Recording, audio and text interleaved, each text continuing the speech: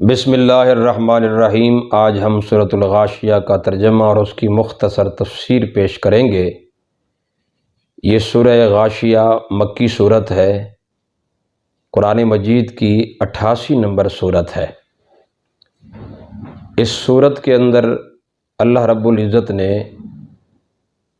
کل 5 باتیں بیان فرمائی ہے۔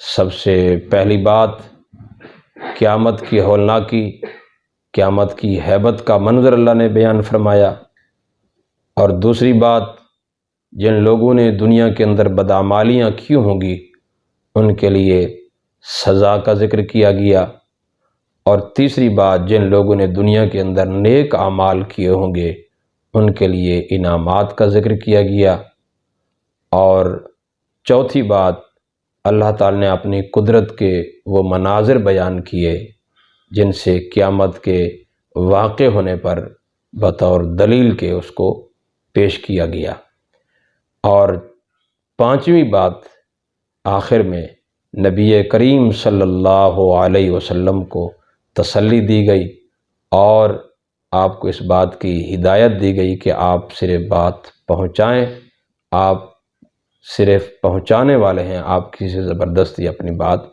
منوا نہیں سکتے۔ یہ کل 5 مضامین ہیں جو اس سورت کے اندر بیان ہوئے ہیں۔ سب سے پہلے ہم پہلے مضمون کو لے لیتے ہیں کہ اللہ تعالی نے پہلی آیت کے اندر قیامت کی ہولناکی کو ان لفظوں میں بیان کیا ہے، ہل اتاک حدیث الغاشیہ، کیا تمہیں اس آفت کی خبر پہنچی ہے کہ پورے عالم پر چھا جائے گی۔ اب اس سورت کا آغاز ایک سوال سے ہو رہا ہے، اور یہ سوال کسی جواب طلب کرنے کے لیے نہیں بلکہ قیامت کی ہولناکی کو ہماری آنکھوں کے سامنے رکھنے کے لیے یہ اسلوب اور یہ انداز اختیار کیا گیا۔ اور قیامت کو اللہ تعالی نے آفت سے تعبیر کیا ہے، اور یقیناً قیامت بذات خود ایک بہت بڑا حادثہ ہوگی، بہت بڑی آفت ہوگی، اور جب یہ برپا ہوگی قیامت، اللہ تعالیٰ فرماتے ہیں وجوہ یومئذ خاشیہ، کتنے چہرے اس دن اترے ہوئے خوف زدہ ہوں گے۔ اللہ تعالیٰ نے قیامت کی ہولناکی کے اس منظر کو ان لفظوں میں بیان کیا کہ جن لوگوں نے دنیا کے اندر جرم کیے ہوں گے، اللہ کی نافرمانی کی ہوگی، اللہ اور اللہ کے بندوں کے حقوق کو غصب کیا ہوگا، اللہ فرماتے ہیں دنیا کے اندر تو وہ چہرے بڑے پر رونق تھے، حشاش بشاش تھے، بڑے تر و تازہ تھے، لیکن اپنے جرائم کی وجہ سے جب یہی چہرے والے لوگ قیامت کے دن اللہ کی عدالت میں کھڑے ہوں گے تو اپنے جرائم کی وجہ سے اتنے خوف زدہ ہوں گے، اتنے خوف کے اندر اور خوف کے اندر اتنے زیادہ ہوں گے، خوف زدہ ہوں گے۔ اللہ تبارک و تعالی فرماتے ہیں خاشیت کے چہرے مٹا دے اس کا اللہ تعالیٰ نے قیامت کی ہولناکی کو ان الفاظ میں بیان کیا ہے وجوہ یومئذ خاشیہ، کتنے چہرے ایسے ہوں گے جو خوف زدہ ہوں گے، اترے ہوئے ہوں گے۔ یہ وہ چہرے ہوں گے جو دنیا کے اندر تو بڑے پر رونق تھے، تر و تازہ تھے، اللہ تعالیٰ فرما رہے ہیں، لیکن اپنے جرائم کی وجہ سے جب آخرت کے اس میدان میں کھڑے ہوں گے تو اپنے جرائم کی وجہ سے بالکل خوف زدہ ہوں گے۔ فرمایا عاملۃ ناصبہ، تھکے ہارے ہوں گے، یعنی قیامت کی ہولناکی کی وجہ سے یہ چل بھی نہ سکیں گے، اور نتیجہ یہ نکلے گا تسلا نارن حامیہ، یہ بھڑکتی ہوئی آگ کے اندر جا گریں گے۔ یہ اللہ نے ان لوگوں کی سزا کا ذکر کیا ہے جن لوگوں نے دنیا کے اندر نافرمانی کی ہوگی، بدعمالیاں کی ہوں گی، اور اس کے بعد اللہ فرماتے ہیں جب یہ جہنم میں جا چکے ہوں گے ان کو بھوک ستائے گی، تو پیاس ستائے گی، بھوک ستائے گی، تو جب پیاس ان کو ستائے گی تو کیا ان کو کون سا پانی ملے گا؟ اللہ فرما رہے ہیں تسقیٰ من عین آنیہ، ان کو گرم کھولتا ہوا پانی پلایا جائے گا۔ یعنی انتہائی گرم پانی، آنیہ اس پانی کو کہتے ہیں جو ابلتا ہوا پانی ہو۔ آپ اندازہ لگائیں، ہم دنیا میں انتہائی ابلتا ہوا پانی کون ہے جو پی سکے، لیکن وہ تو جہنم کی آگ میں گرم کیا ہوا پانی، وہ ان کو پلایا جائے گا۔ تسقا، خود نہیں پئیں گے، زبردستی ان کو پلایا جائے گا۔ یہ وہ لوگ تھے دنیا کے اندر بڑے ٹھنڈے مشروبات پینے والے، دنیا کے اندر اچھی اچھی غذائیں کھانے والے، اچھے اچھے مشروبات پینے والے، لیکن اپنے جرائم کی وجہ سے آج جہنم میں جا چکے ہیں، اور آج ان کو پیاس ستا رہی ہے تو اللہ تعالیٰ ان کو گرم کھولتا ہوا پانی پلا رہے ہیں۔ اور ایک دوسرے مقام میں اللہ نے یہ بھی فرمایا ہے کہ ان کے لیے پیپ اور لہو ان کے لیے پینے کے لیے ہوگا۔ یہ بھی اللہ نے سزا قیامت کی بیان کی ہے، آخرت کی جہنم کی سزا بیان کی ہے۔ اور جب ان کو بھوک ستائے گی تو کھانے کو کیا ملے گا؟ اللہ فرمائے لیس لہم طعام الا من ضریع، ان کو کھانے کے لیے اور کچھ بھی نہیں ملے گا سوائے جھاڑی دار کانٹے دار اس درخت کے جو ان کو کھانے کے لیے دیا جائے گا۔ اللہ تعالیٰ فرما رہے ہیں کہ یہ از خود نہیں کھائیں گے، مجبور ہو کر وہ اپنے اندر اتارنے کی کوشش کریں گے، لیکن نہیں اتر سکے گا۔ یہ مجرم زبردستی مجبوراً اس کو کھانے کی کوشش کریں گے۔ تو آپ اندازہ لگائیں، جب گرم پانی ان کو پلایا جائے گا اور کانٹے دار جھاڑی دار درخت ان کو کھلایا جائے گا تو ان کی حالت کیا ہوگی؟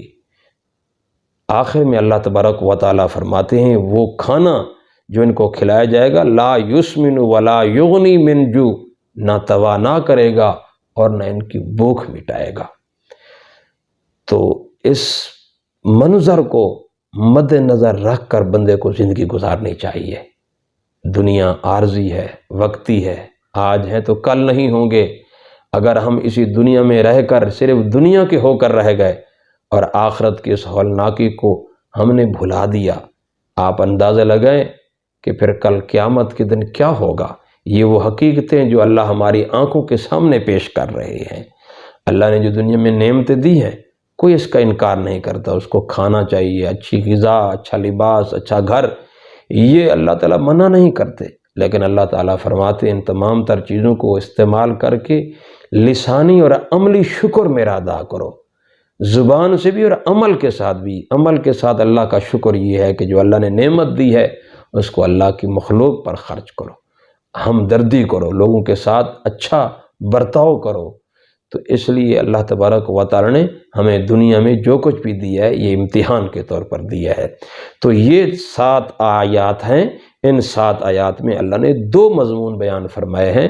پہلا قیامت کی ہولناکی کا منظر ہے، اور پھر اس ہولناکی کی اللہ تعالیٰ نے تصویر کشی کی ہے کہ مجرمین کی اللہ تعالیٰ نے سزا کا ذکر اس میں فرمایا، اور خاص طور پر اس سزا میں چہرے کا ذکر کیوں کیا ہے، وجوہن کا ذکر اللہ نے کیا ہے۔ حالانکہ پورا جسم جہنم میں ہوگا، تو چہرے کا ذکر اس لیے کیا ہے کیونکہ جرائم جو انسان جرم کرتا ہے اس جرم کے آثار چہرے سے نمایاں ہوتے ہیں، چہرے پر اداسی کے آثار سامنے ہوتے ہیں۔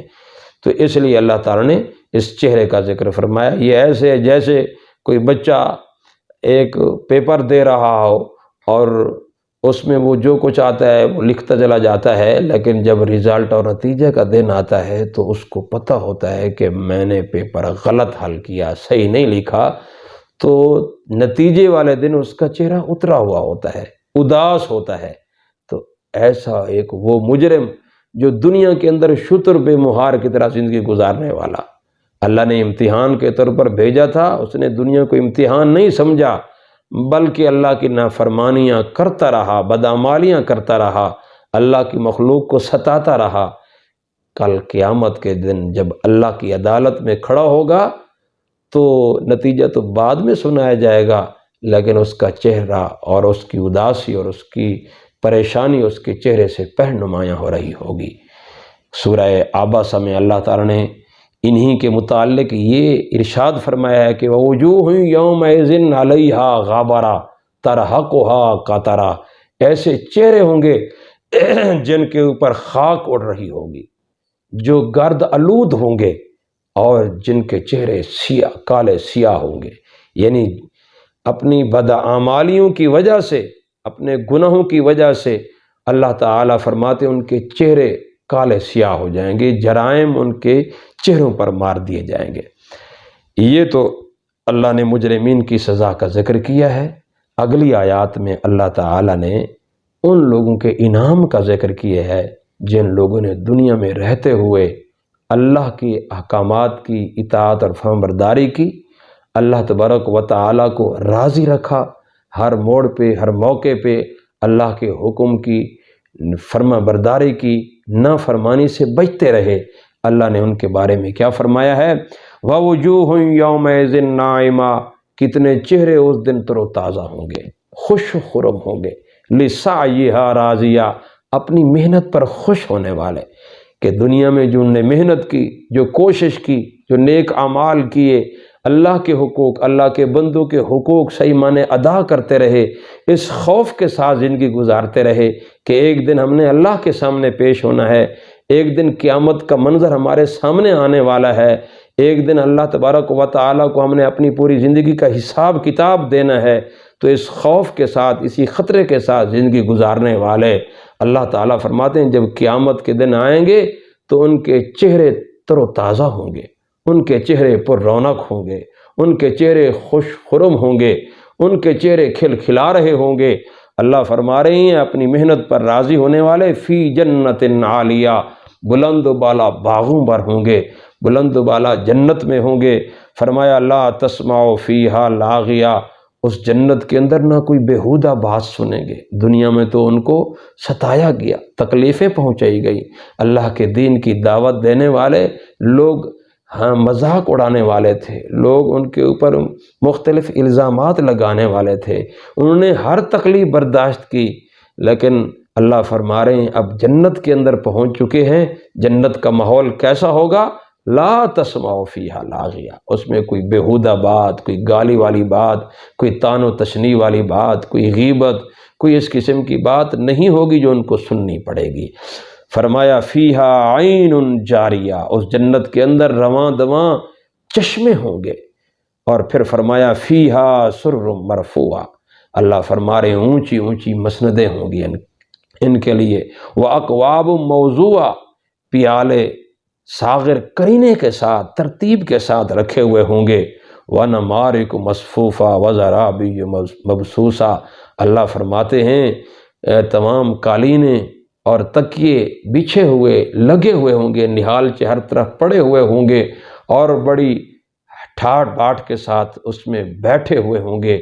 قرآن میں ایک دوسرے مقام میں اللہ فرماتے ہیں الارائک ینظرون، وہ اونچی اونچی مسندوں پر تکیہ لگا کر بیٹھے ہوں گے اور جنتی آمنے سامنے بیٹھے ہوں گے اور ایک دوسرے سے حال احوال پوچھ رہے ہوں گے۔ یہ اللہ نے آخرت کے اندر مومنین کے لیے انعامات کا ذکر فرمایا۔ یہاں تو مختصر ہے، آپ سورۃ واقعہ پڑھیں، سورۃ الواقعہ کے اندر اللہ تعالی نے بہترین نقشہ بیان کیا ہے جنت کا۔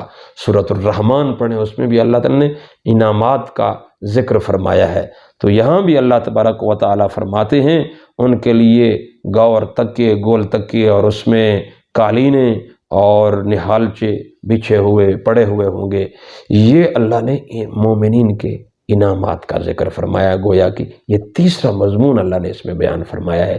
ایک چوتھا مضمون اس صورت کا کہ اللہ نے اپنی قدرت کے وہ مناظر ہماری آنکھوں کے سامنے رکھے ہیں جن سے اللہ نے قیامت کے وقوع پر ان کو دلیل کے طور پر پیش کیا ہے۔ اللہ فرما رہے ہیں فَلَا يَنْظُرُونَ إِلَى الْإِبِلِ كَيْفَ خُلِقَتْ، کیا انہوں نے نہیں دیکھا اس اونٹ کی طرف، یہ کیسے پیدا کیا گیا؟ یہ اللہ تعالی نے اتنے بڑے ڈیل ڈول والے لمبے تڑنگے طاقتور اونٹ کو پیدا کیا ہے، خلق کیا ہے۔ یہ اللہ کی خلق کی ہوئی چیز، یہ اللہ تبارک و تعالی کی قدرت کی بہت بڑی دلیل ہے۔ اللہ نے اونٹ کا ذکر اس لیے کیا ہے کہ اہل عرب چونکہ اسی سواری کو اپنے سفر میں، اپنے کام کاج میں، روزمرہ میں یہ استعمال کرتے تھے، اللہ نے اس لیے اس کا ذکر فرمایا۔ اللہ تعالیٰ فرماتے اتنا بڑا اونٹ طاقت والا تمہارے میں نے تابع کر دیا ہے، تمہارا ایک بچہ اس کو لے کر چل رہا ہوتا ہے۔ کون ہے اس طاقتور اونٹ کو تمہارے تابع کرنے والا؟ اس کا خلق کرنے والا بھی اللہ ہے، اس کو تمہارے تابع کرنے والا بھی اللہ ہے۔ اور پھر فرمایا ذرا اونٹ سے ہٹ کر وَإِلَى السَّمَاءِ كَيْفَ رُفِعَتْ، ذرا اپنی نظروں کو اوپر کر لو۔ دیکھو اللہ نے کس ترتیب کے ساتھ یہ اپنی قدرت کے مناظر کی طرف ہمیں توجہ دلائی ہے۔ اونٹ، اور پھر ذرا اوپر دیکھو، اونٹ سے اوپر یعنی آسمان کی طرف توجہ دلائی۔ وَإِلَى السَّمَاءِ كَيْفَ رُفِعَتْ، آسمان کی طرف دیکھو کیسے اللہ نے اس کو بلندی عطا کی ہے۔ وَإِلَى الْجِبَالِ كَيْفَ نُصِبَتْ، اللہ فرما رہے ہیں ذرا آسمان سے ہٹ کر زمین و آسمان کے درمیان لمبے لمبے اونچے اونچے پہاڑ تمہیں نظر آتے ہیں، یہ کیسے اللہ نے ان کو گاڑ دیا ہے، کیسے اللہ نے ان کو بنا دیا ہے۔ اللہ فرما رہے ہیں ذرا ان کو دیکھو اور میری قدرت تمہیں پہاڑوں کے اندر نظر آئے گی۔ اور پھر فرمایا وَإِلَى الْأَرْضِ كَيْفَ سُطِحَتْ، پہاڑوں سے ہٹ کر ذرا اپنے پاؤں کے نیچے زمین کو دیکھو، اللہ نے کیسے زمین کو بچھایا ہے، یہ تمہارے لیے ہموار کر دیا ہے، اس میں تمہارے لیے اللہ تعالیٰ نے رزق کے بڑے بڑے اسباب پیدا کر دیے ہیں۔ یہ زمین اللہ تعالیٰ نے بنائی ہے، اس کو بچھانے والا اللہ تعالیٰ ہے۔ آسمان اللہ تعالیٰ فرماتے ہیں دیکھو میری قدرت کی یہ مناظر تو دیکھو، ہر میری پیدا کردہ چیز کے اندر میری قدرت تمہیں نظر آئے گی، میری طاقت تمہیں نظر آئے گی۔ وَإِلَى السَّمَاءِ كَيْفَ رُفِعَتْ، یعنی آسمان کو دیکھو میں نے کیسے بنایا، پہاڑ اونٹ کو دیکھو کیسے بنایا، زمین کو دیکھو کیسے بنایا۔ اللہ تعالیٰ فرماتے پہاڑوں کو دیکھو میں نے کیسے اس کو زمین پر گاڑ دیا ہے۔ یہ اس بات کی دلیل ہے، اللہ نے ان تمام تر قدرت کے مناظر کو بیان کیا اور دلیل پیش کی کہ جو ذات اونٹ جیسے جانور کو پیدا کر سکتی ہے، اتنے بڑے آسمان کو بغیر ستونوں کے کھڑا کر سکتی ہے، بلندی دے سکتی ہے، اتنے لمبے لمبے اونچے اونچے پہاڑوں کو زمین پر گاڑ سکتی ہے، اتنی لمبی زمین کو فرش کے طور پر ہمارے لیے ہموار کر سکتی ہے، تو اے انسان تجھے بھی مرنے کے بعد دوبارہ زندہ کر کے اپنی عدالت میں کھڑا کرنے پر وہ پوری طرح قدرت رکھنے والی ذات ہے۔ تجھے چاہیے کہ تو یہ بعید نہ سمجھ، کیونکہ مشرکین مکہ اصل میں آخرت کے منکر تھے، اس لیے اللہ تعالی نے ان تمام تر قدرت کے مناظر کو ان کے سامنے بیان کیا تاکہ وہ آخرت کے وقوع کا یقین رکھ لیں۔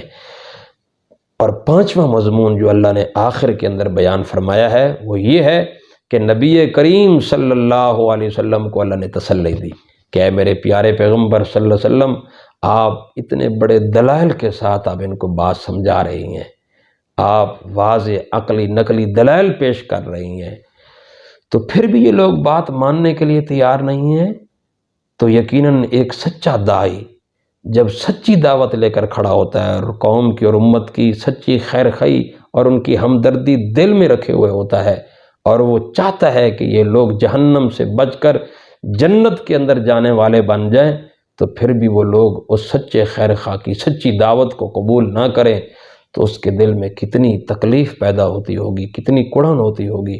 تو اللہ تعالیٰ نے رسول اللہ صلی اللہ علیہ وسلم کو تسلی دی کہ آپ اتنا اپنے آپ کو کیوں پریشان کر رہے ہو؟ اگر وہ نہیں مانتے تو اپنا نقصان کر رہے ہیں، اگر مانیں گے تو اپنا فائدہ کریں گے۔ آپ کا کام کیا ہے؟ فذکر، آپ صرف نصیحت کریں، انما انت مذکر، آپ صرف نصیحت کرنے والے ہیں، لست علیہم بمسیطر، آپ کسی پر دروغہ نہیں ہیں، آپ زبردستی اپنی بات منوا نہیں سکتے۔ تو اللہ تعالیٰ نے آپ صلی اللہ علیہ وسلم کو تسلی بھی دی اور یہ بھی ہدایت فرمائی کہ آپ کسی پر دروغہ نہیں، آپ جبراً اپنی بات کسی کو منوا نہیں سکتے۔